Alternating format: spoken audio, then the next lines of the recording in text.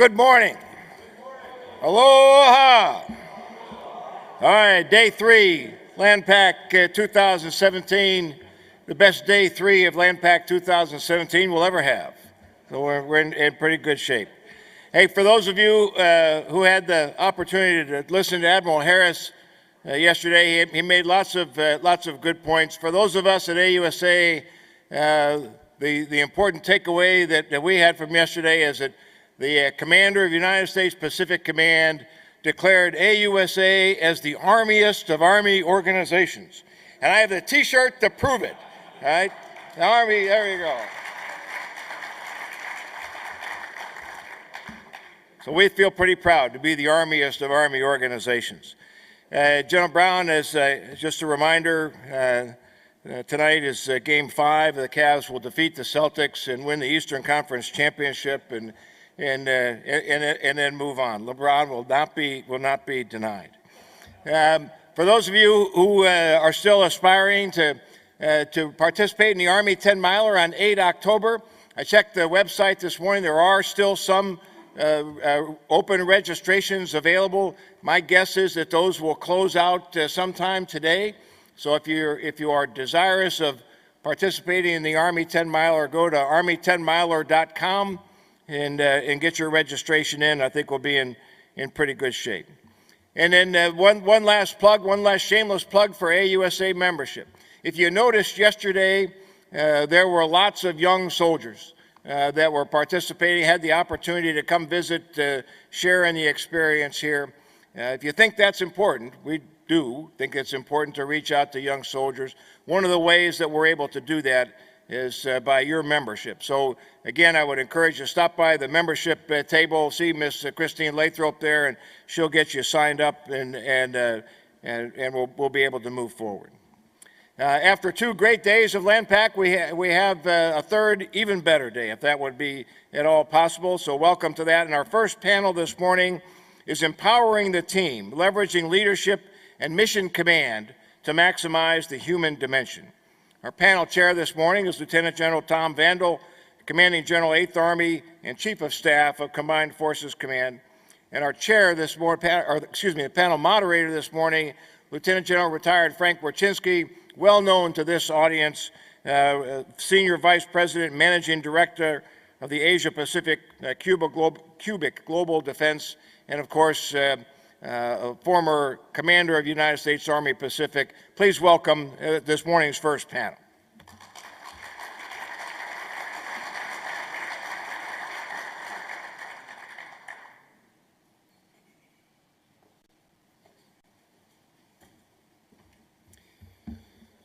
Aloha, good morning. Ikoma mai, welcome. It's good to see you all here today. It has been a tremendous LANPAC. This has grown increasingly over the last 5 years, and it is wonderful to see so many of our partners here, so much senior leadership. General Brown has just done a magnificent job of putting this together, and we thank AUSA for all that they've done to have us here today. He says he's still cleaning up that. He is. He's probably still finding all the dirt that I left behind. He's making all those corrections. We have had a great set of panels. We've talked about the science. Just next door, you'll see the tools of our profession, of how we do our job. But there's the domain that is perhaps the most critical domain of our profession, and that is the human domain. The art and science of leadership, of getting people to do things that are not normal. How do you make soldiers do the things that we ask of them to do in the combat environment? It's a balance, and it's a balance between the science, and as that technology grows year after year after year, and the art of leadership and mission command. We are very proud to have a very distinguished panel for you today. Absolutely experts in their field, and allow me just 1 minute to introduce them to you from your right to left. Mr. Dave Graff, Senior Consultant of the Franklin Covey. Brigadier General Susie Vars-Lum, Mobilization Assistant, U.S. PACOM J5. Brigadier General Jim Mingus, Director, Mission Command, Center of Excellence. Brigadier General Keith Tamashiro, Commander Land Component Command here in our Hawaiian National Guard, great friend, good to see him. Lieutenant General Retired Im Chun, Fellow for the Institute for Korean American Studies, Visiting Fellow, Brookings Institute, former Deputy Commanding General, 1st ROK Army, and the former Commander of the ROK Special Warfare Command. And of course, our very distinguished chair has already been introduced to you, the Commanding General of 8th United States Army, Chief of Staff of the ROK U.S. Combined Forces Command, Lieutenant General Tom Vandal. General Vandal.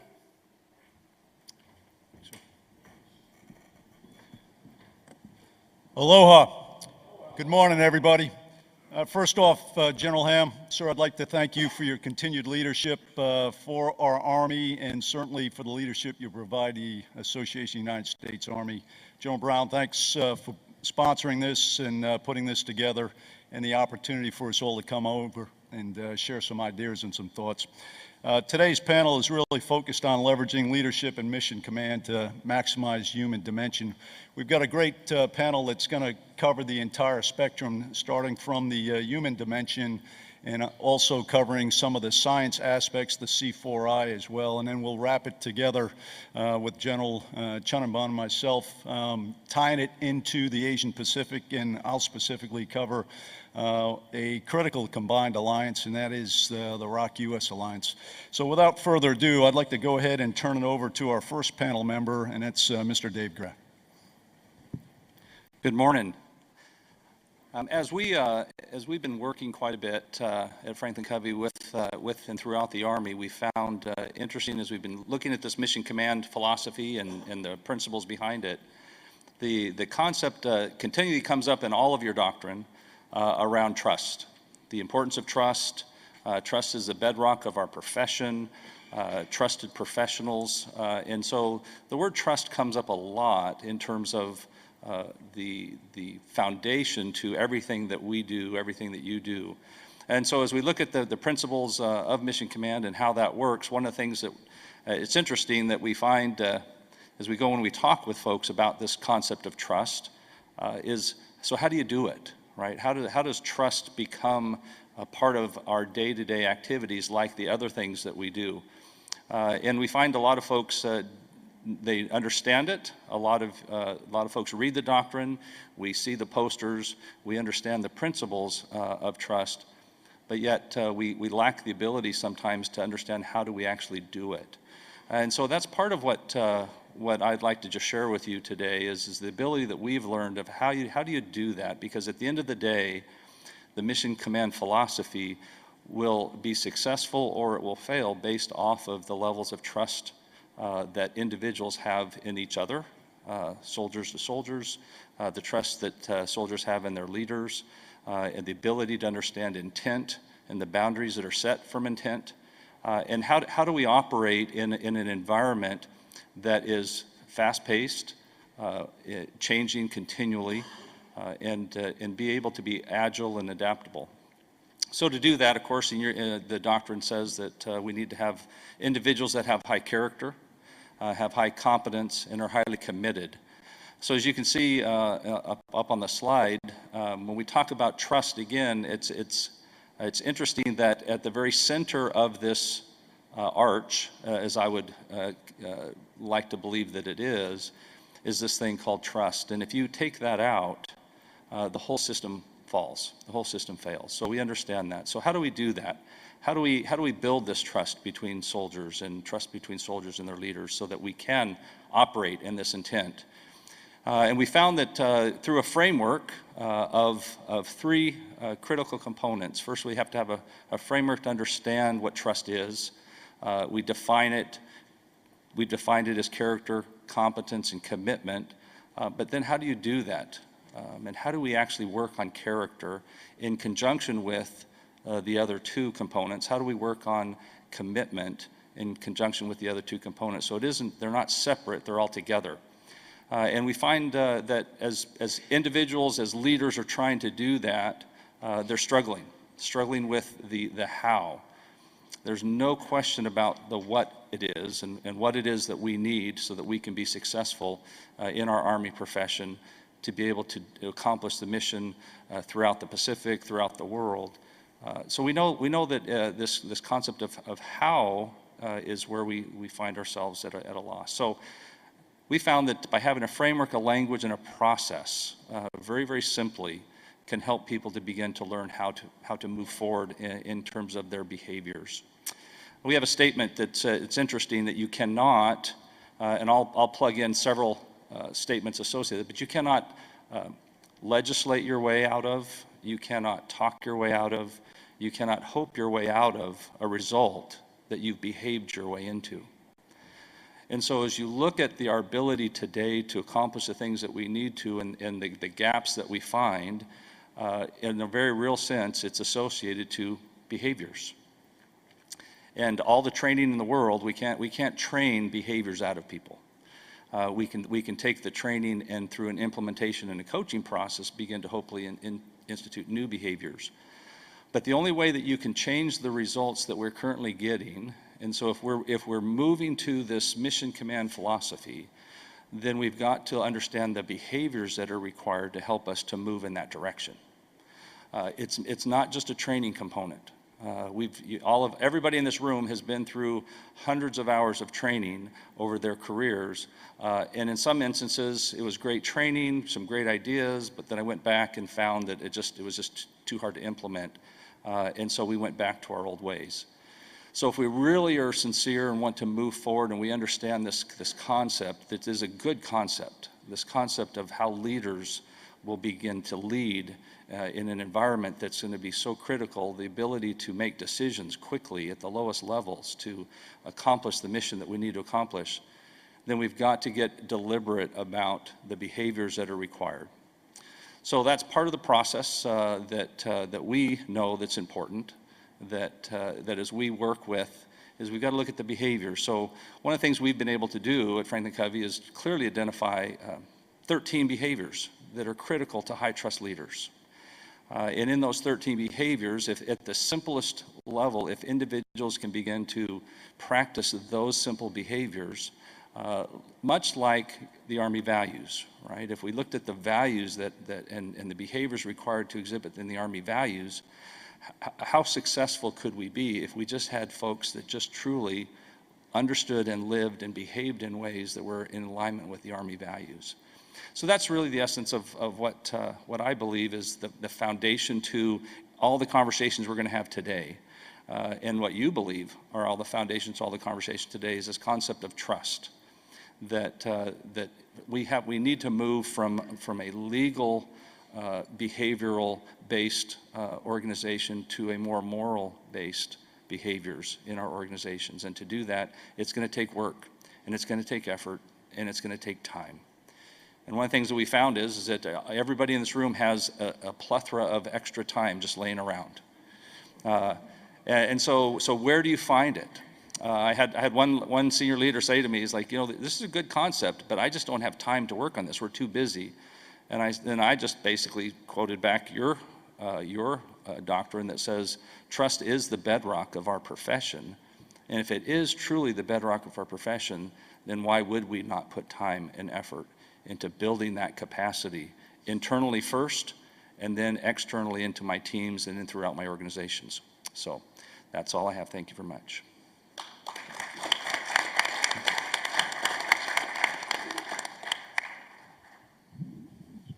Aloha mai kako, General Ham, General Brown, and all the participants here today. It's really an honor to be here with these distinguished panelists. Thank you for the opportunity to describe a little bit about the unique challenges and opportunities that the U.S. Pacific Command AOR presents in realizing effective mission command. So what I hope to do in this short time is just kind of give you a quick overview of the challenges of this region, and also present to you a U.S. Army Pacific learning model that presents a opportunity for our mid-grade leaders to understand this complex region. So as you may, if you were here yesterday when Admiral Harris came, he probably described this region over half of the world's surface. And of course, he likes to describe it from Hollywood to Bollywood, polar bears to penguins. Pretty vast region. But really the physical characteristics, if you look at, offer challenges to, just as Mr. Graff had mentioned, on building trust, a lot of challenges in the region for a lot of our leaders who are out there and thrust into the Pacific to build relationships. You know, 36 nations that we deal with at U.S. Pacific Command, 16 time zones, 3,200 different languages. And more people live in this region than any other place in this world. And in fact, by 2040, researchers say that 7 out of 10 people will live in this region alone. And of course, the most populous nation can be found in this region, China, the largest democracy, India, and of course, the largest Muslim majority in Indonesia, and the smallest republic, Nauru. We have the world's largest armies within this region, 5 declared nuclear nations. And while this area is often referred to as a maritime region, I like to think that 70 to 80% of the chiefs of the Army defense are Army. And of course, as many of you know, this region is characterized by historical grievances, unresolved wars, separatist movements, territorial disputes, religious conflicts, and many natural disasters. And 5 of the 7 U.S. treaty allies are within the U.S. Pacific Command area of responsibility. And in the U.S. Pacific Command, we definitely uphold our ironclad commitment to our allies and partners. And we've progressed in our collaborative efforts to build a shared understanding and trust. For instance, the U.S.-Japan alliance, we are collaboratively developing mechanisms, guidance, and frameworks to allow for accurate, real-time communication and information sharing that will allow us to effectively support Mission Command decision-making processes. Further, we've enhanced bilateral activities that exercise the elements of Mission Command. And this is no different with many of our allies, including our U.S. ROC collaboration exercises, professional military exchanges, and bilateral dialogues to support the common operational understanding of the environment, as well as the mechanisms that support timely information sharing. And we've been maximizing these opportunities to leverage relationships and build mutual trust within the region because it's so very important to facilitate Mission Command. But it requires an investment in our leaders, and not just our senior leaders. It shouldn't be to the point that we are at this senior level and that we finally realize that we need to build mutual trust. So to address this need, U.S. Army Pacific, in coordination with U.S. PACOM, is developing a pilot program oriented towards mid-career military professionals, specifically to develop regional expertise, so very important. And this program is called the Regional Leader Development Program Pacific and runs for 6.5 weeks in 3 resident phases, as you can see here on this slide, followed by a self-development phase intended to help students complete a master's degree in Asia-Pacific Studies or International Relations. At the top, you can see here, phase 1 is the Strategic Leadership and Critical Thinking phase. This 2-week block of instruction provides considerations for learning, decision-making, and critical thinking at the operational and strategic levels, as well as a broad analysis of countries, sub-regions, and key trends in the theater. The curriculum provides an orientation to the Pacific theater, including geopolitics, Indo-Asia economics, Indo-Asia-Pacific actors, political, military, economic, social infrastructure, all of those things, information analysis, and the unique dynamics that we find in this region. And you can see there in the center, phase 2 is focused on cultural studies.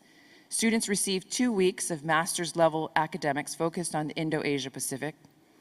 The classroom interactive learning provides students with the tools and opportunity to critically analyze regional geography, international law, national military forces, country strategies, and ways of war and diplomacy. And students will be asked to analyze military capabilities of selected nations in the region, current and emerging technologies, including cyber warfare, ramifications of current and future deployments in the region, and current security issues in terms of U.S. interests, objectives, relationships, policies, and actions. And phase 3 on the bottom there is the cultural immersion. So after they've gone through all of this, is an opportunity to have an 18-day cultural immersion, to understand the region through an in-country broadening experience. something that we sometimes only see through capstones at the general officer level. This allows them to build relationship not only with the facilitators, but with each other, a great network and opportunity. And phase 4 is a continuing education phase, a self-development phase that allows them to obtain a master's degree. So really the end state of the Regional Leader Development Program is to have a more developed, strategic, adaptive professional leader who thrives in ambiguity and chaos. So this program is just one way that we can maximize the human dimension of leadership by equipping our leaders and better enabling successful mission command. So thank you very much for allowing me to share some of my perspectives, and I look forward to your questions.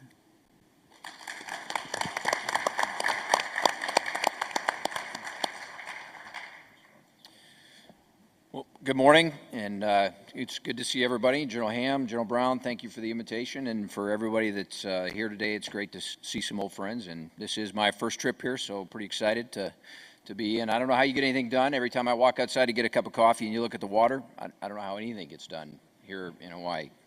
But very briefly, I'm going to talk about 3 things this morning. First, just a little bit about Mission Command from our perspective as the center. Where we're going from a modernization perspective, and then I'll finish with just a kind of a brief teaser on artificial intelligence. But in regards to Mission Command, and to kind of dovetail off of my colleagues up here, there's a lot of misnomers out there. There's a lot of misunderstanding of what Mission Command is all about. It is a philosophy. It is a warfighting function. It is an art, and it is a science. And those two broad components seem simple on the surface, but in execution, very, very difficult.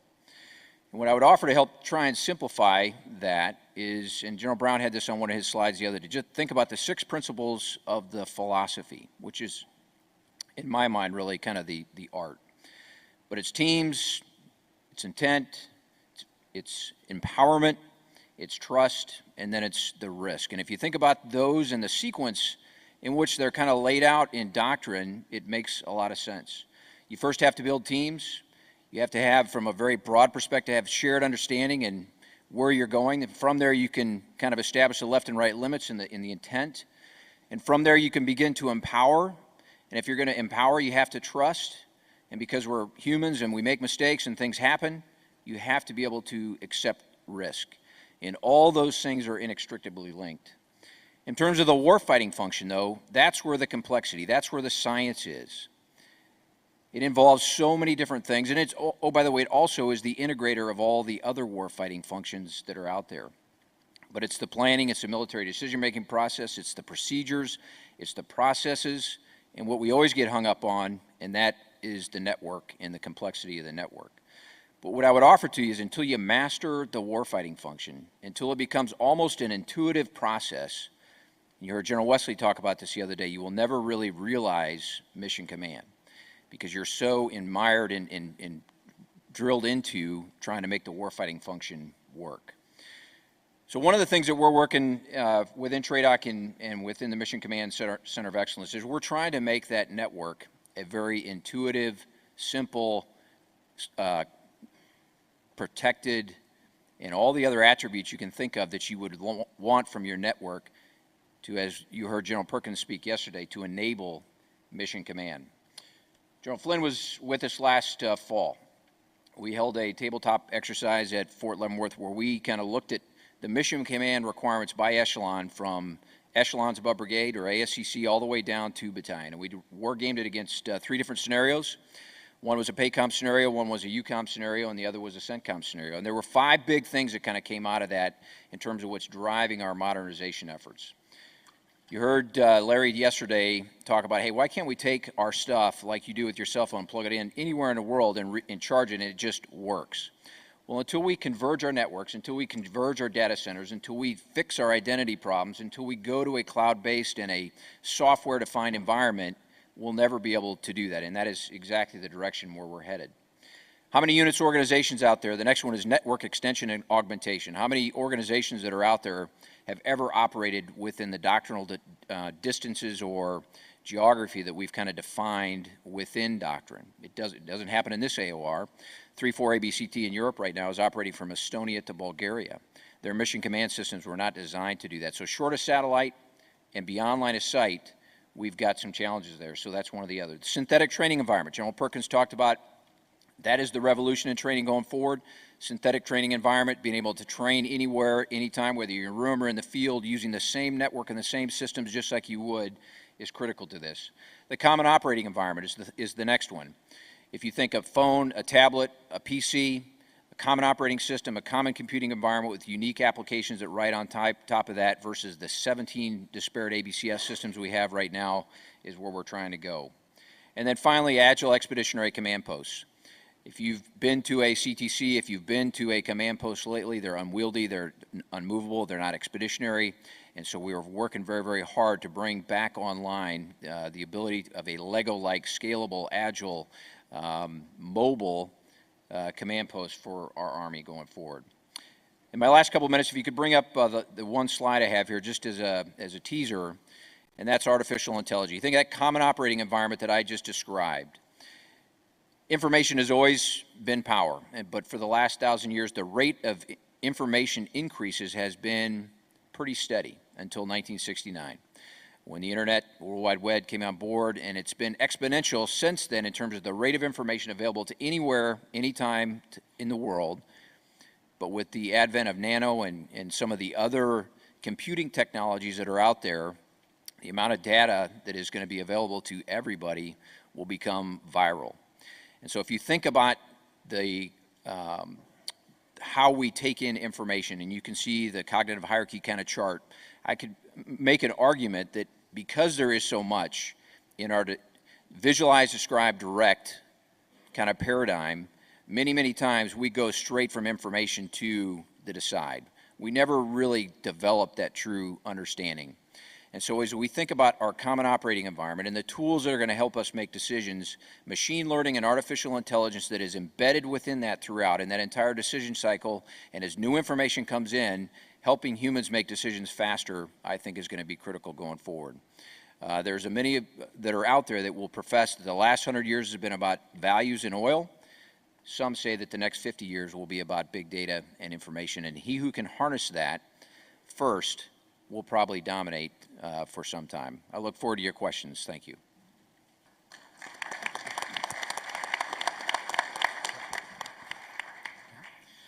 Good morning. Can everybody hear me okay? Okay. I'm Brigadier General Keith Tomashiro, and I have the honor and privilege of commanding the Hawaii Army National Guard. And similar to Susie, you know, we get to live here 24 hours a day, 365 days a week with the sunshine and the beaches, okay? But this morning, I'm going to be talking about creating positive learning environments as we leverage leadership and mission command, and especially for our next generation of leaders. You know, those leaders that we refer to as the millennials, those leaders who live in a computerized environment, who utilize technology as a medium for communication and how they express themselves through tools such as social media versus what we're used to, the face-to-face interaction as in previous generations.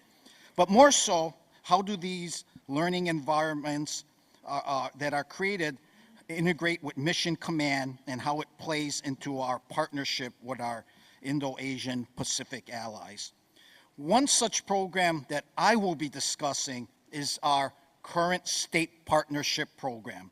And many of you that are very familiar with today, and using that as an example of how our state partnership programs creates that positive learning environment, thus giving a regional combative commander the ability to build enduring relationships that enhance long-term international security while building partnership capacity that are sustainable through quality and effective engagement activities and that support mutual, beneficial capacity growth among all stakeholders. And when you look at public law, you know, it clearly defines the state partnership program as that program of activities between members of the National Guard of a state or territory, along with a military organization or security forces of a foreign country or government agency of a foreign country whose primary functions again, includes a key point, disaster response and emergency procedures. Currently, there are 74 state partnership programs, 9 in the PACOM area. Most recently, of course, being Malaysia with the state of Washington. In addition, our 5 bilateral affairs officers that support the SPP program have been very, very instrumental, especially those National Guard officers that are brought onto this program who bring their civilian skill sets to the job. So how are these positive learning environments, again, created?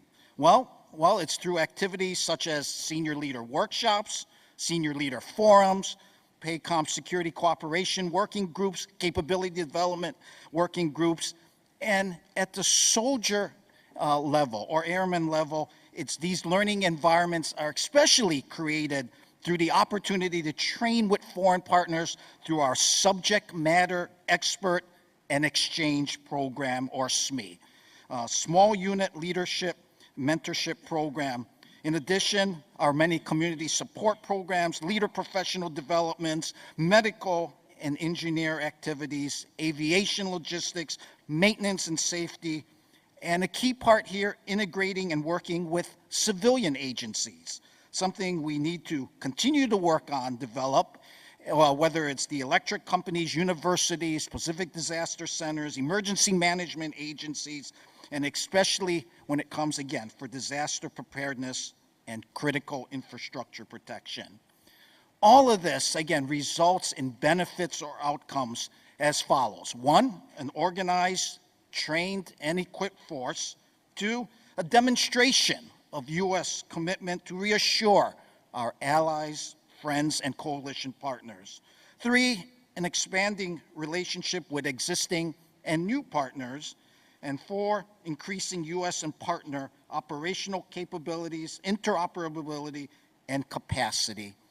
And definitely a more cultural and globally awareness for joint and interagency stability operations. So as we look at these benefits and we tie it into mission command and partner operations, well, we see that through these interactions with our foreign partners, as Brigley Dave highlighted, when we integrate the intangibles, the human domain, establishing trust, open communications, which is always needed, especially in conveying a vision, which segues into mission command, learning environments that accomplish a balance of technology use and where interpersonal communication skills are exercised. Opportunities, again, in the dialogue to provide feedback, to welcome it along with healthy collaboration and discussion. One-on-one mentorship, understanding how information is not only received, but more so understanding culture. As we always say, words have different meanings based on the culture. And finally, dealing with civilians as well as military personnel. So in the end, we all meet our objectives, whether it's maritime security, HADR, institution building, peacekeeping operations, and a strong bond and continued opportunity to expand and progress further in security, cooperation, and collaboration. Thank you very much.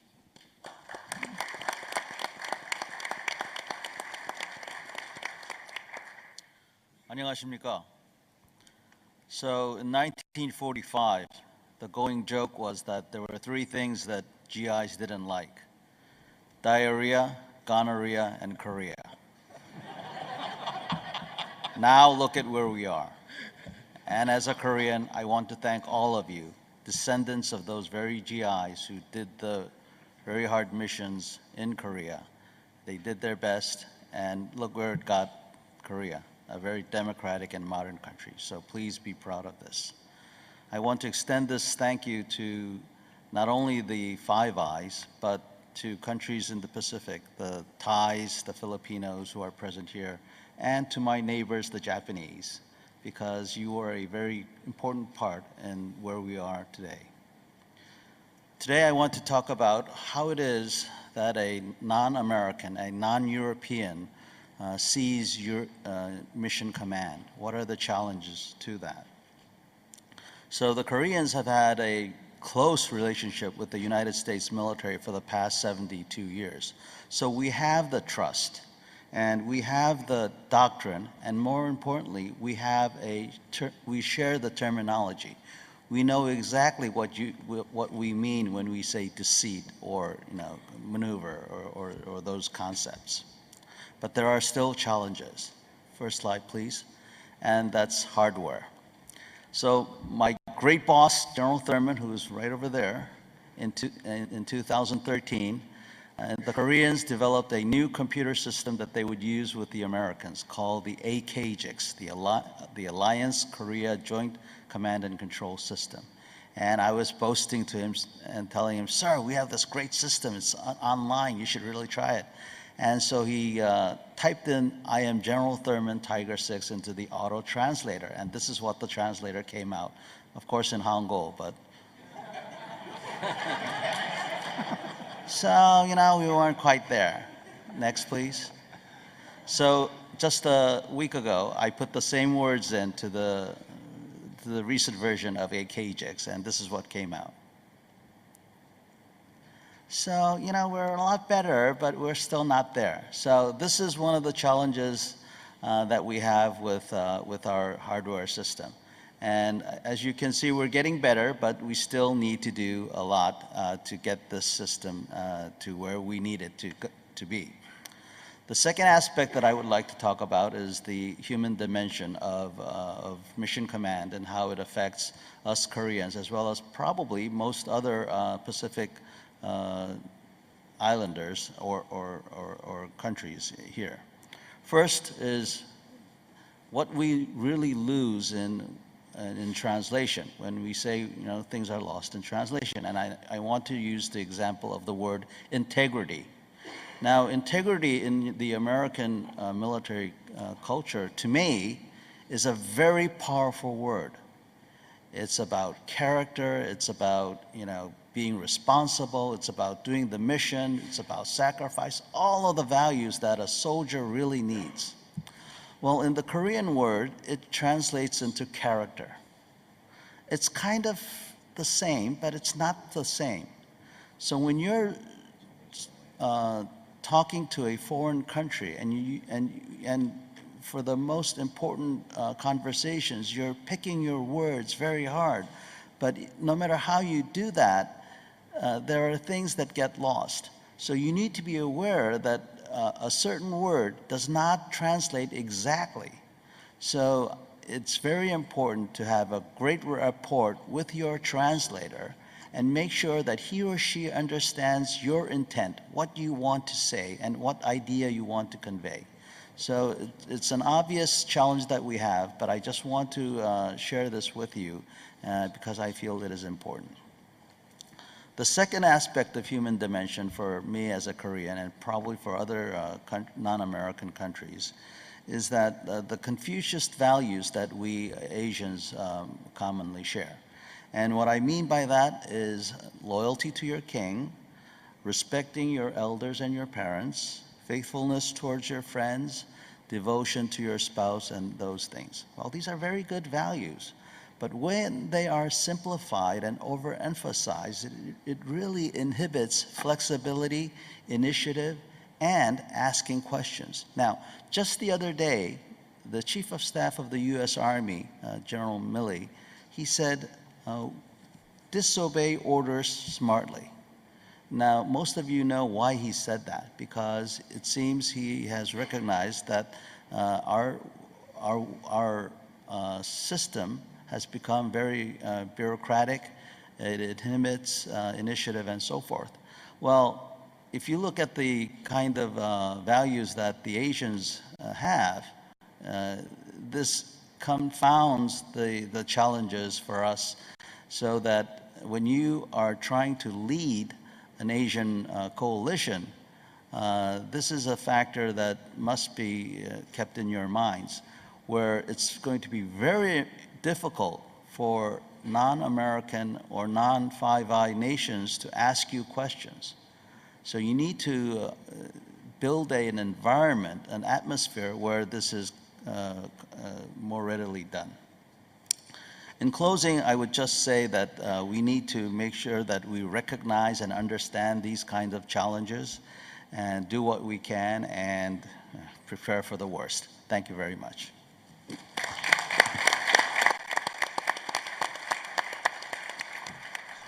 Thank you, panelists. That was a great introduction to a lot of questions, and they are coming from the audience. I promised the panel that I would redirect all the hard questions to General J.D. Thurman, General J.D. Johnson, and General Skip Sharp, who are sitting out there. So, gentlemen, please be ready. Oh, wait, I forgot the chair. He's going to speak, too. Sir, if I could have an opportunity. Thank you. You sure you want this? I'll be brief, sir. Pacific Victors, I'd like to thank all the panelists for their participation today. And what I'd like to do is tie together a couple of themes and threads that you've heard from some of the other panel members. I'd really like to cover 4 areas in particular. Based on my experience in the Republic of Korea, I will certainly touch upon the ROK-US alliance, also highlighting some of the recent direction with regards to the combined nature of the alliance and where we're going in the future. And then tie it back to challenges in Mission Command in the combined alliance, both the art and the science, as you've heard some of the background already. And then finally, discuss some of the mitigation measures to reduce the risk to Mission Command. And for many of you who have served over in Korea, you're familiar with our ROK-US alliance term, Kachikapchida. We go together, and arguably the ROK-US alliance is one of the strongest in the world since 1950, forged in blood and formalized with the ROK-US Mutual Defense Treaty in 1953. For the U.S., it has served as a critical pillar for our East Asian strategy and has provided for the security and stability of the Korean Peninsula so it could develop over the last 67 years. For the ROKs, the alliance has been the cornerstone of its national security. And for General Brooks, as the CFC commander, he considers the ROK-US alliance as the center of gravity for security on the Korean Peninsula. And as such, he's directed to establish at echelon combined organizations throughout the peninsula of ROK-US units. And so from battalion task force level all the way up to the Combined Forces Command, we are becoming even more combined than what we had been in the past. I'll give you some examples of that. So for the Army, within the next year and a half, we'll become the Combined Ground Component Command. 8th Army, 3rd ROK Army, 1st ROK Army will all become combined, and in fact, 8th Army will provide 75 officers to be an integral part of the staff of the CGCC.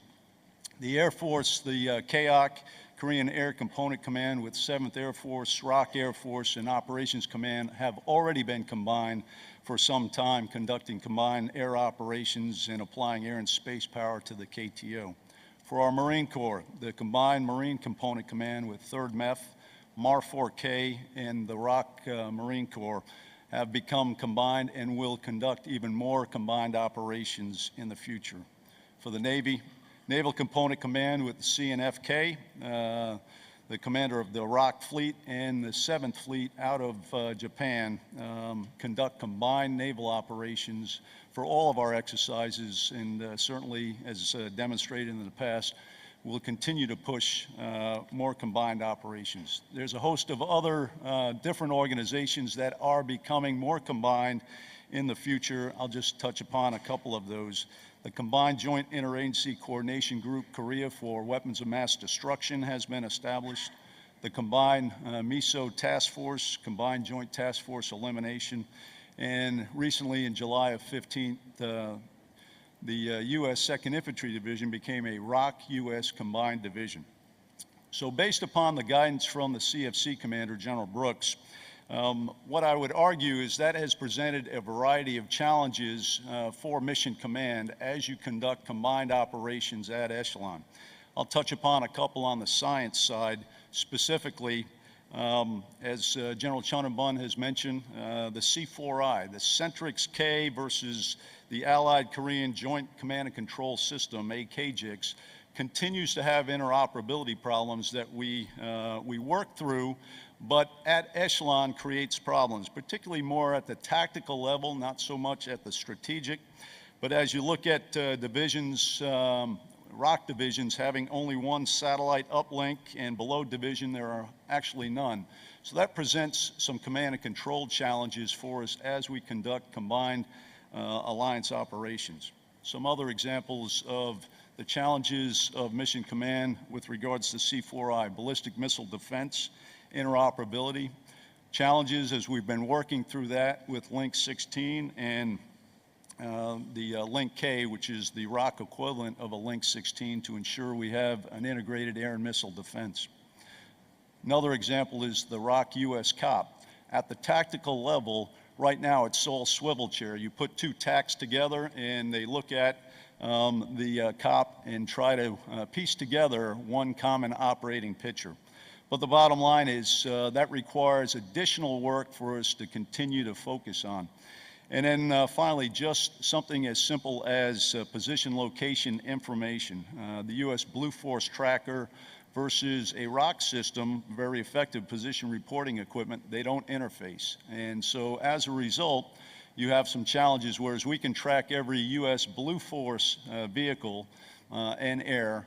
The ROCs typically will track down at one per company and one per platoon. So you can see that the two systems don't interface, and besides that, you don't have situational awareness on all of the various vehicles.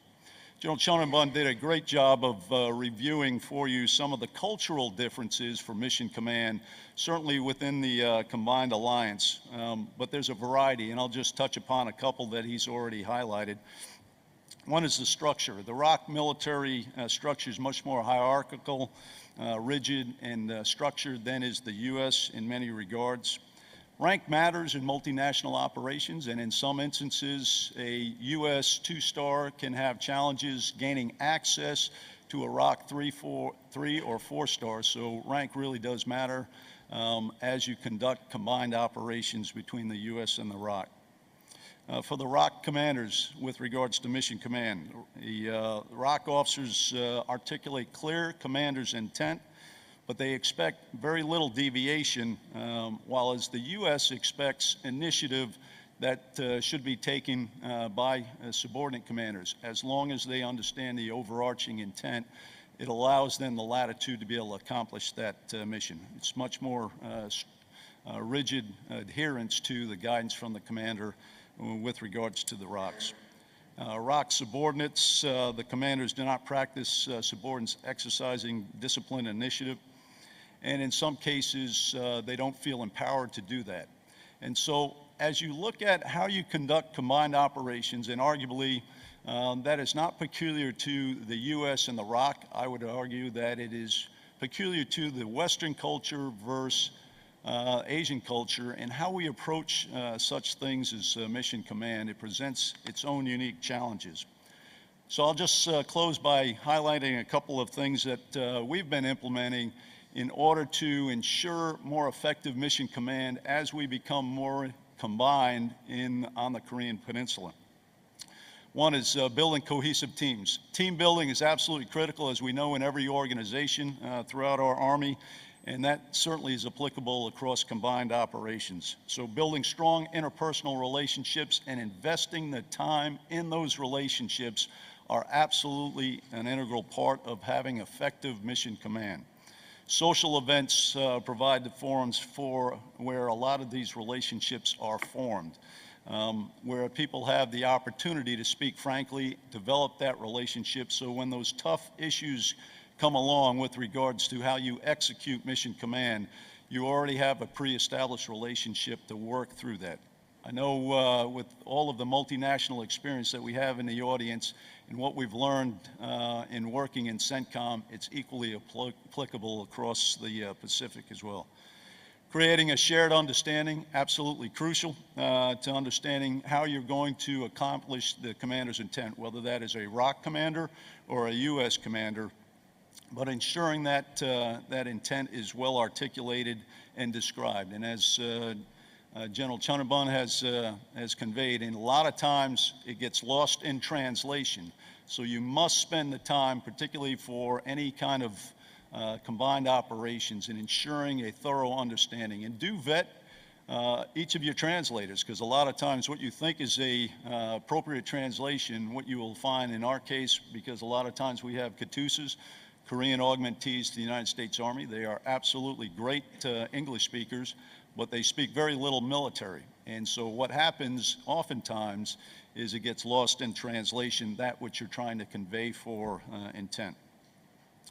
And then the last thing is accepting prudent risk. You have to understand for Mission Command to be successful, you have to allow your subordinates the opportunity to learn from their mistakes, to grow from that, as long as we're accomplishing the mission. And at the end of the day, we don't repeat the same mistakes. And so the cultural difference between the ROC and the U.S.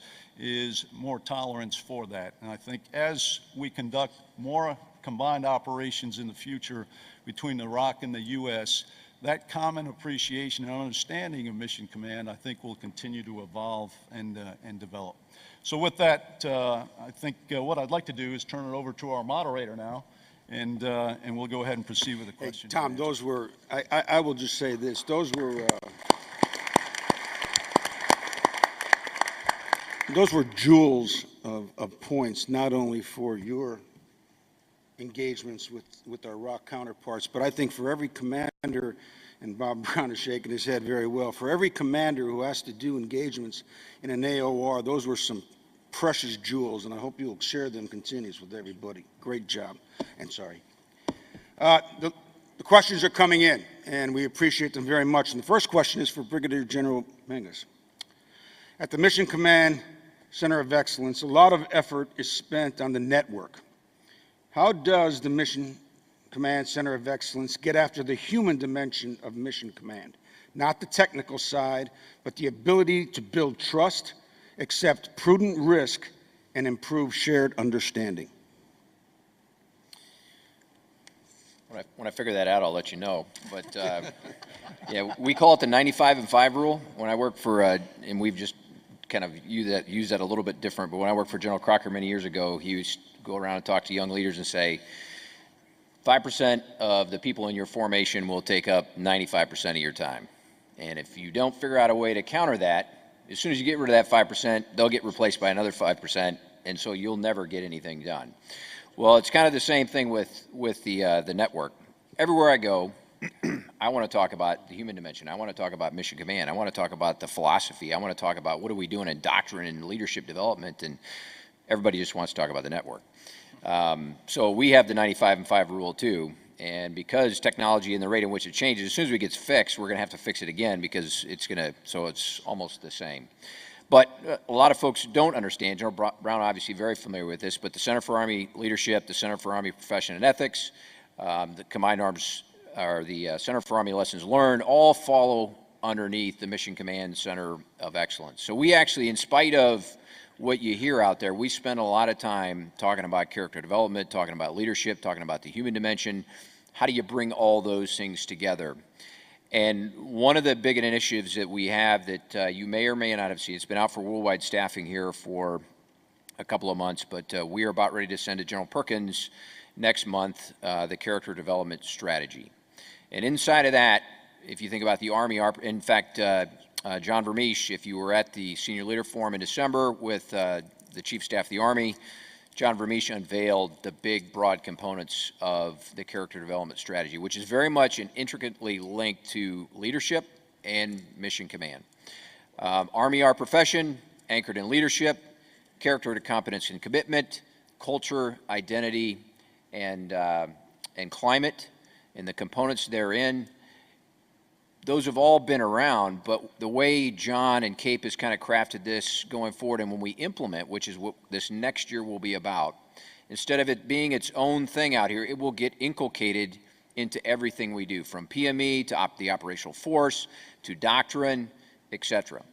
And the other thought, and this is my personal opinion, this has not been approved by anybody, but we have had some great conversations inside the center about this is, if it is a profession, if it is about leadership, if it is about character, and Mission Command is a leadership philosophy, why do we have a separate leadership doctrine? Why do we have some of these other things that are out there instead of a single thing that kind of pulls this all together for implementation? So those are some of the things that we are working on. I wish I could spend 95% of my time talking on that, but if there's follow-ups, I'll welcome those later. Thank you. Well done. Mr. Graff, a question from the audience directed for you. The reason we often focus on the legal side of the system is because it is the easiest to enforce. You said we should move to a moral-based system. What changes will that require? Well, as you move, the building of trust and the ability to accept risk is a major factor in that. That right now it's easy to just go ahead and make decisions based off of what the legal component is to make sure that I don't get into trouble or cross any lines that way. So moving to a more of a moral focus, basically we begin to institutionalize our values. We begin to institutionalize those things that we know, again, from a translation perspective. They're out there, we talk about them. Most people can probably tell you what the 7 Army values are, but to begin to live in accordance with those and start making decisions based off of our understanding of what's right from a value perspective or from a moral perspective. And so it's not an easy task. It takes deliberate work, like trust, as was already alluded to today, to be able to take the statement that I hear a lot as I work with a lot of senior leaders and organizations is there's a statement that goes across almost every organization that when assessed, we don't trust leadership, or there's not the level of trust or confidence I have in leadership. And what I've really found is I've done some research into that statement is it's not that I don't trust leadership, it's that I don't know leadership. So I have no context by which to make a decision from other than this legal, what's the legally right thing to do. Whereas if I begin to know and understand my leaders and understand the context of decision making, then I can move, I have more freedom to move into a more moral decision-making process. Thank you. A great question here, and we've talked a lot about trust and character and measuring that trust. General Tamashiro and General Chun, I think this is, if you could touch on this from both of your perspectives, please. Recognizing that character is measured by decision-making, how do you measure trust, and more importantly, how do you create an organization and a culture that builds cohesive teams through mutual trust? Sir, I'll go ahead and start and answer the question of trust. And I'd like to tie it again back to the state partnership programs, and because I see that occurring in terms of building trust. And in answer to that question is a couple things. Number one is consistency. One of the advantages with the National Guard is that the leaders that you're dealing with this year on this particular exercise and this engagement activity will be the same as next year, because we know that building trust, building relationships takes time. So you need to have that consistent person there, and we provide that. Second, of course, is ensuring that you have the necessary funding to do that. With that, I'll turn it over to General Chung. When we Koreans talk about trust, we divide it into 3 aspects. One aspect from your own person is the kind of trust from your senior. He trusts you with a task, and he knows that you will be able to accomplish that task. Another dimension of trust for us Koreans is from below, your subordinates. They know that you will be able to lead them and follow them to reach the goal. And the third dimension of trust for us is a trust between friends, that you will keep faith and you will keep your promise. Having said that, from a non-American point of view, I would just like to say to you that just because we don't speak English, or vice versa, that there is intuition in all our hearts. You know who's a fake or who's a real one. You know, I have been amazed many times when I meet American friends who can instantly figure out, I mean, in 10 minutes, the character of a Korean, and he doesn't speak any Korean. So I think the matter of trust between allies of vastly different cultures still lies in the simple fact that little things matter. If you're going to say you're going to do something, keep your promise, keep your word. And if you can't do it, explain, hey, sorry, man, I tried that, but you know, my boss didn't like it, my wife said no. And mostly the wife is a good excuse, because we all know that American men are slaves to wives. So that's my advice to you. Not the Koreans. Not the Koreans. Yeah, right. General Thurman, you're not laughing, sir.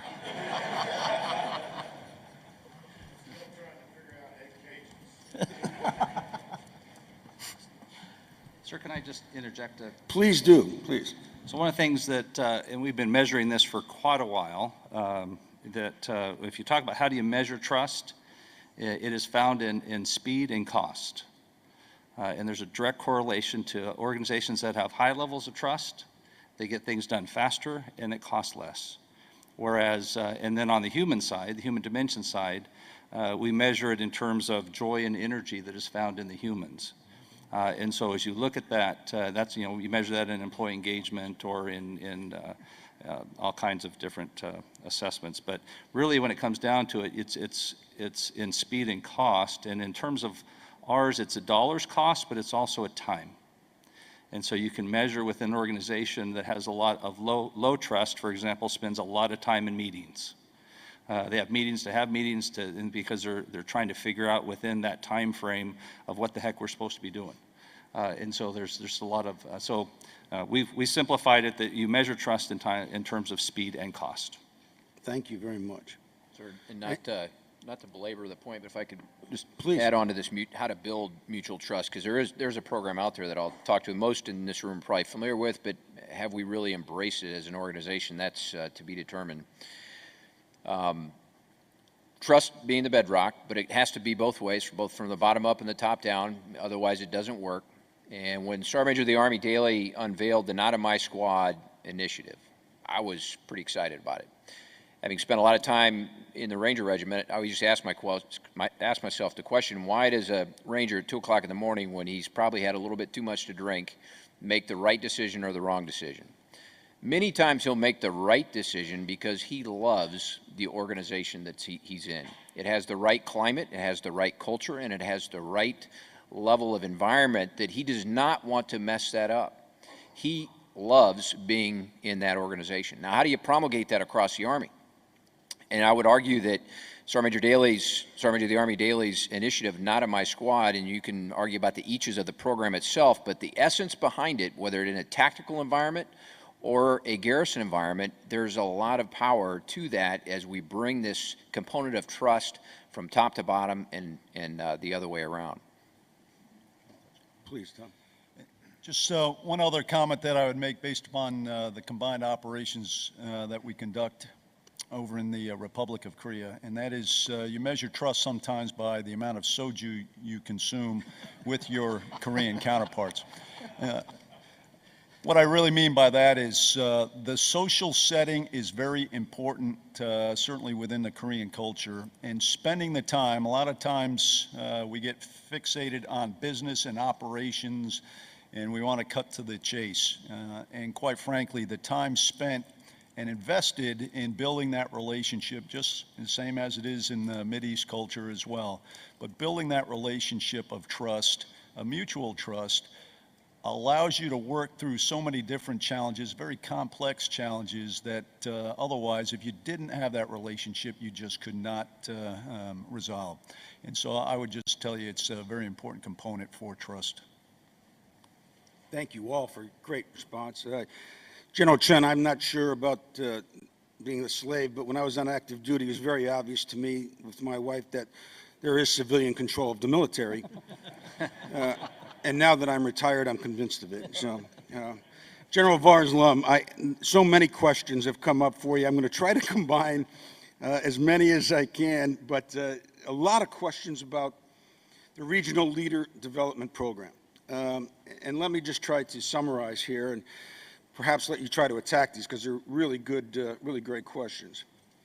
What is the target audience for the Regional Leader Development Program, and what, if any, is the utilization requirement in order to ensure a value-added return on the investment? And a lot of the questions that came in seem to be focused on, should battalion commanders and brigade commanders be worried about the time and investment in the RLDPP, and is it going to be worth it? Thank you, sir. Great questions. You know, the target audience are mid-level officers and enlisted, not just U.S., but looking to expand with our partners, also joint, other services.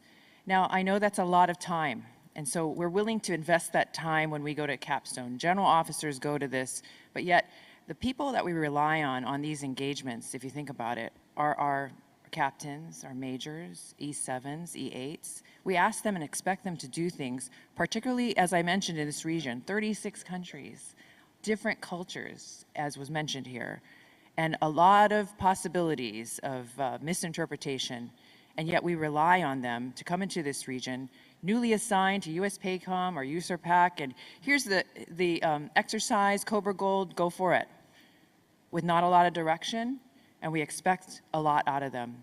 And then when something happens, you know, you made a mistake, and sometimes the consequences are severe because we maybe are not willing to accept risk, you know, when we talked about empowering our subordinates. But that mid-grade level really needs to have that investment. If we want a great return on investment, we have to invest. We have to invest the time. So as I mentioned, really looking E7, E8, E3s, O3s, really looking, the prerequisite really are your top performers, those people you want to groom. If we talk about mentorship, and that's kind of been mentioned before, we want to mentor and groom succession, our future leaders, then we have to put the time in. Those people, really, and at the end, personally, professionally, with your unit, you get an agile, developed leader who understands the complexities of the region, and you have someone who has another master's degree that helps them personally and professionally as they grow. Well, that was a lot of questions, sir. What was the other part of that question? I'll just give you another piece here because it seems to be a thread. How can you incentivize influence units to send their very best leaders to this program, knowing they will lose their young talent for an extended period of time? There seems to be an angst out there about that. Absolutely, sir. I think it's an education process of all of our leaders throughout. And I think sometimes battalion commanders, brigade commanders, we have to put ourselves in that situation when we were lieutenants. We often forget, you know, at this level, we forget where we came from, and we have to remember that. And I think so that's why I'm glad we were able to present it here, because I think it's an education process across all ranks that we need to do this investment, and it's a buy-in. And I don't think it just stops here. We need to go out and reach out to our all levels of commanders to say, look, you're going to invest, but what you're going to get in return is a powerful young leader who's able to maximize all of the programs and exercises and engagements that you plan to have in the future. And we do have a lot. And you know, I want to jump on that issue of building trust. If building trust is going to get us to the end state within this region, and as I mentioned, the multiple amazing partners that we have in this room, we know that we have to put that time in. And at the end of an exercise, you know, at the beginning, everyone's tentative, and at the end, there's such a bond, a brotherhood and sisterhood that exists. All you got to do is look on our US PACOM webpage, and it's not a shout out for our webpage, but you can see the amazing, the joy, the exercises, and how much they've accomplished. So one of those threads is when we go through something difficult together, and we come out at the end very successful, that builds bonds, that builds trust. But in order to get through that, we need those mid-level officers and NCOs who are equipped to do that. Thanks very much. I think this is a question for all of you, because it pertains to our civilian, Guard, active, and our coalition partners, and it'd be fascinating to get a thought from each of you. Great question. Leadership principles seem to be universal. How do the principles and values emphasized by Army leadership doctrine match up with that of allies and partners in the region? And Mr. Graff, let's start with you. I think it was alluded to earlier. I think that it's in the translation and understanding that, and when we get a common language, when we can get a common understanding of what a value, what the intent of a common set of values and/or principles are, and we can get that into a common language and understanding, that's when we can move forward and have a lot of power in our relationships. I think all of our allies and partners have a lot of similarities. I think we have to build on those similarities that, loyalty, duty, respect, selfless service, integrity, honor, personal courage. Those are things that we all share. And I think we need to build on that and find the commonalities because just as Lieutenant General Chunanbun was talking to me earlier, providing me some mentorship, which I really appreciated, thank you, sir, it was that really we are not all that different. If you peel away the onion there and we talk and we spend that time, that there are so many similarities in what we want to do. We want to accomplish our mission together. We want a peaceful, stable, prosperous region. All of us do. There's no difference in that. But I think the more that we come to the common understanding through dialogue, through exchanges, through difficult exercises, and spend that time on consistency that was mentioned and continue to engage, then we build understanding and build common communication. Now, there are a lot of communication barriers, but the more we do that and the more we come to the table understanding that there are cultural differences, I acknowledge them. There are going to be communication challenges, I acknowledge them, so that we can laugh at, I am a 6-year-old tiger. But in order to do that, we got to come to the table, okay, so where can we find common ground? And we do that through doing it, through engaging, through communicating, and understanding that we do have a lot of commonalities. I guess I would answer it from the approach of, if you look at it very simplistically, do what is right all the time. I mean, that is very easy to say, but what is right sometimes is defined differently depending on where you're at. But oftentimes in our military, we have, in my experiences in the Middle East and in Europe, is that if there is a difference as you get below the surface, we tend to push, vice model. And if you want to change behavior over time, modeling and staying consistent is what is far more effective. I would share that in addition to establishing trust, building partner relationships, I think one key word that I will use is how you connect with others. A lot of times we exchange words, but we don't ensure that the person on the receiving end is understanding the message and words and interpreting it the way that we want to. So if we want to build this trust, because again, I think a lot of things are very, very similar, building relationships, you got to figure out, and that's where the skill set comes in, is how do you connect with this person in such a way that they, one, understand what you are saying, and then eventually buy into it. I just want to say that I am not ashamed or little to acknowledge the fact that I find that the United States military leaders are probably one of the greatest military in the entire world. And that we Koreans and probably most other armies look up to you. So that's where you are. And I think it's double-edged. The Koreans and non-US countries look up to you and think that we expect so much of you that there's a great burden upon your shoulders to act better than most of us. And when you know, we're all human, and when we are unable to reach that bar, the disappointment is far greater than, for example, for me, that I would feel for a fellow Korean officer.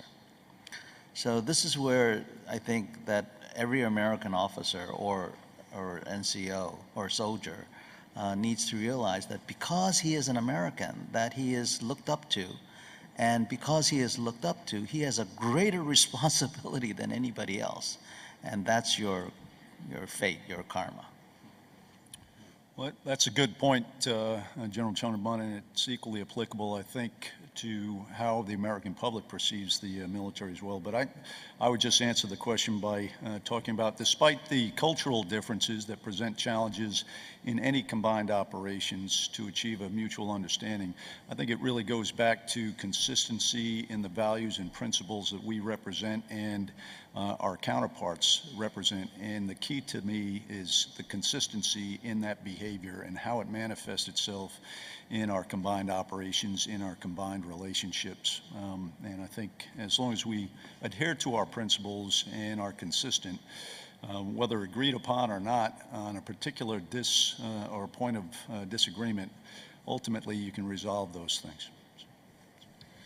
You know, let's stay on this leadership principles and how you lead in this type of mission command environment. There are other questions here. I just maybe summarize here a bit. A concept better understood from the top down than the bottom up.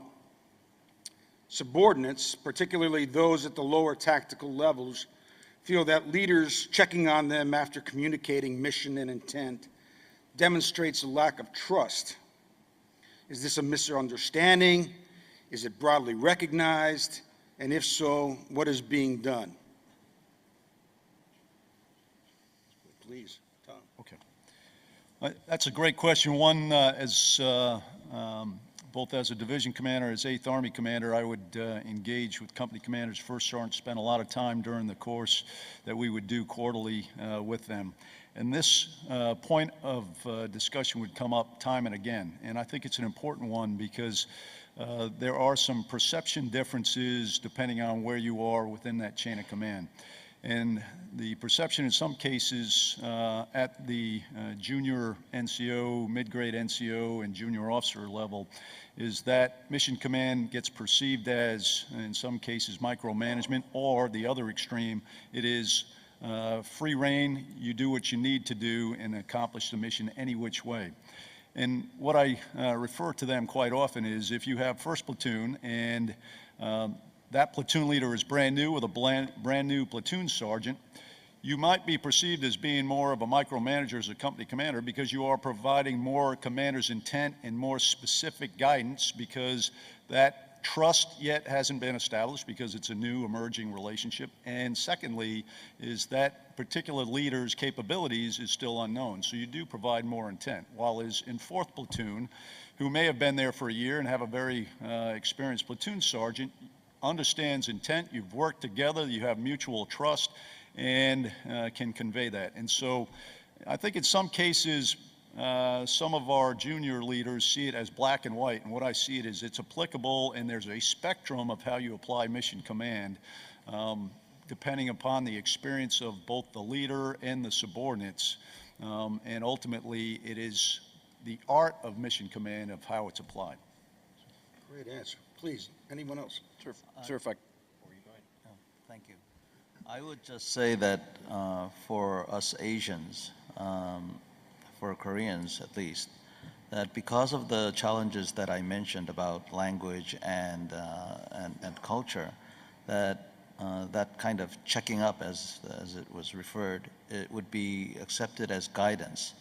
Because we are inhibited from asking questions, it's probably going to be prudent for you to have a more detailed intent explained in the mission command structure, as well as checking up and making sure that that intent is fully understood. Not that it's being done in the right way, but that it is being understood, and that would be appreciated by cultures like mine. Sure, what I was going to offer is that that's often tied back to with the misnomer of the art of command and the science of control. The command and control component doctrinally has never gone away, but we kind of almost put it in a backseat because of the concern over the control component and this perception that is that micromanagement. But there are times where if you want to mass effects, if you want to bring together and synchronize large scale, you have to have that control in a tactical environment. Vice versa, in a garrison environment, it is applicable as well. But I mean, I always come back to the little groups of paratroopers jumping into Normandy, hundreds of, sometimes kilometers off of where their intended drop zones were. They didn't know where they were at generally, but they had the broad understanding of what they were trying to accomplish. So as the landing happened the next day, key crossings, bridge sites, so whether they were where they were supposed to be or not, they were still moving out, executing within the broad purpose. But had they not consolidated, reorganized, regained shared understanding within a very short period of time, it could have been disruptive had you not reestablished that. So if you apply that to this misnomer of control versus micromanagement, disciplined initiative versus indisciplined initiative, it is a balance, and it's about communicating throughout to make sure everybody understands what those differences are. Sir, I would like to add, and I think General Vandal hit a great point when he used this word perception. And sometimes that misperception is if leaders check on subordinates, that means or is interpreted that there's a lack of trust. I would suggest to you that, one, it's based on how the question is asked, and then two, an understanding of the role. As leaders, our role is to check. But at the same time, how the question is asked in such a way that it's not that we don't trust, but maybe that we're mentoring or providing mentorship, but more so we're trying to set you up for success. Great points. Oh, Sir, I'd like to add one Please. thing to that. It comes down to, at the end of the day, in a low trust environment, that statement is all across the board. It doesn't really matter what a leader is trying to do. If there's a low trust environment, everybody's going to be suspicious as to why and what they're doing. How you get around that is it's one thing to declare intent. It's another thing to understand truly what's the intent of me asking the question. And if those folks that I'm leading, I'm very, very clear about, because we as we alluded to here, trust is not one-dimensional. Trust is multi-dimensional. And as I talk and communicate with other humans in terms of that I'm trying to lead, then at the end of the day, I need to be clear as to the question I'm asking, the level of trust that I'm extending, and that all just takes time. And it takes time in the developing that from a leadership perspective to ensure that I can communicate that effectively to the individual at the time that I'm trying to communicate it. So it's just about time and communication, and understanding intent is really the key to that. thank you. General Vandal, as a wrap-up, unfortunately, our time is coming, but I can't think of anybody in our Army more at the point of the spear than you right now. Given all the conditions that you faced, the move to Humphreys, what's happening on the peninsula, the world. I mean, you really are at the point of the spear. I wonder if you could answer this question and then give your final closing comments for this great panel. How have the recent events on the peninsula from North Korea changed, if any, your mission command process with our ROC counterparts? So thanks for that question. And it really is pertinent to what's going on right now, both on the peninsula, but certainly within the ROC-U.S. alliance as the Combined Forces Command. First off, what I describe is we are at a point of high volatility, not only because of actions taken by Kim Jong-un, but also because of the recent ROC elections with the Moon Jae-in as the new president as of 9 May. Likewise, with the new Trump administration, collectively, as both countries are looking at and analyzing what their policy is going to be with regards to North Korea, that has put us in a position where, in some instances, there may be some evolving policy divergences with regards to engagement with KJU, and more specifically, how to change the behavior. And so consequently, the guidance that we've received and are implementing across the peninsula at echelon as we conduct combined operations has been that, first and foremost, the strength of the alliance has always been the relationships within the military, and more specifically, that strength has manifested itself through the relationship in security as well. And so what General Brooks has conveyed to us is you got to get close to your ROC partners, continue to ensure that you are doing things combined, ensuring that you are continuing to foster the relationships, because as you have the potential of divergence within policy, the critical part, the center of gravity, has to be the ROC-U.S. alliance, and more specifically the military component of that, to ensure future security. So he's clearly conveyed to us, embrace your counterpart in the event of any divergence in the future. With regards to the movement, we're going through the greatest transformation in 8th Army's history, and certainly arguably since 1953, as we move all of the units from what we refer to as Area 1 and 2, which is the Yongsan, Seoul area, and north of the Han, with all the 2ID units down to Camp Humphreys. One of the challenges associated with this is as you begin to integrate all of the forces, U.S. side, onto one or two installations, both basically the southern hub down in Busan, Daegu area, and also at Camp Humphreys, the risk is that you are not as linked as closely to your ROC counterparts. And so one of the areas that General Brooks is working is, as a combined forces command, that a large proponent of that will actually locate with us, with the USFK, down at Camp Humphreys, and I think that'll allow us to continue to sustain the relationship. So a very tenuous time, both because of developments by North Korea with its ballistic missile and weapons of mass destruction, but also because of the political administrations that are being established. And so all of that forces us to ensure that we're working hand in glove with our ROC counterparts, so there are no breaks, because that's clearly what KJU would like to have is a wedge established within the ROC-U.S. alliance, or a wedge within the ROC-U.S.-Japan approach to applying pressure to North Korea.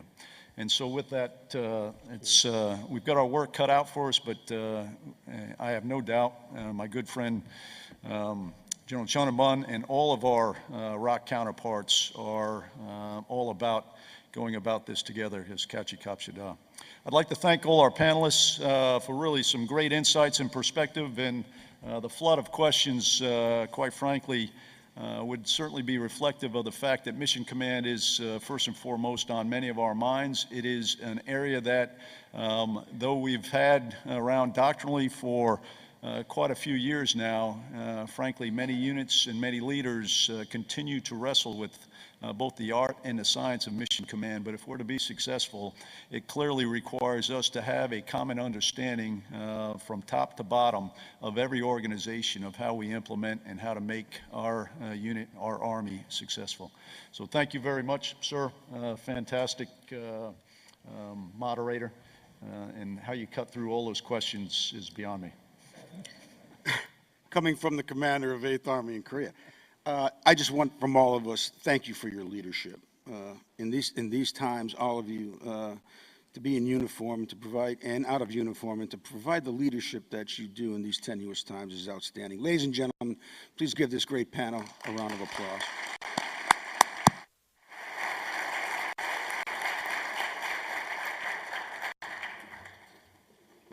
Well, thank you all very much. Thank this great panel. I think in this era of big data and information, they have reminded us that at its core, the Army is a human enterprise, and we thank you very much for that. Let's take a break now and be back at 10 o'clock, please, and take time to visit the exhibitors next door. Thank you all very much.